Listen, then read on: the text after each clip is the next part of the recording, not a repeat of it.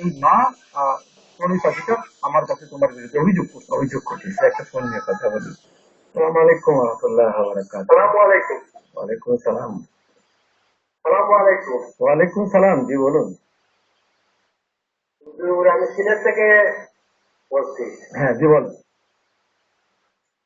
জি হুজুর, আমরা প্রথমে তো ধরেন তেরাবির নমাজে সারা হওয়ার পর আমরা একবার ইন্নিয়ত বললাম পড়লাম, পড়ার পর নামাজের নিয়ত করলাম। তারপর 2 রাকাত পরে তো আবার খাওয়া হতে হবে। জি। তারপর আবার কি নিয়ত করা লাগবে, নাকি এক নিয়তেই আবার শুধু নামাজের নিয়ত করলেই চলবে? জি, ধন্যবাদ।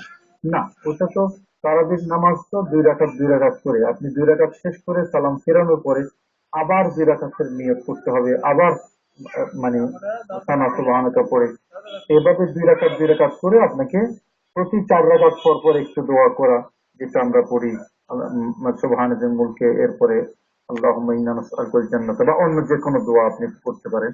এক নিয়তে আহ মানে পড়া ঠিক হবে না, প্রতি নিয়তে 2 রাকাত।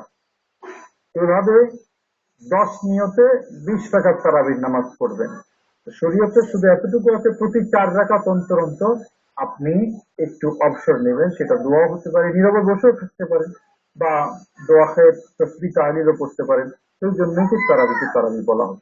আপনি বলছিলেন ঈদ উল ফিতরের প্রস্তুতির কথা এবং খুশি আনন্দের কথা। একটু সামান্য এখানে রয়েছে, উনি বলছেন ইন্নিও জাতুটা।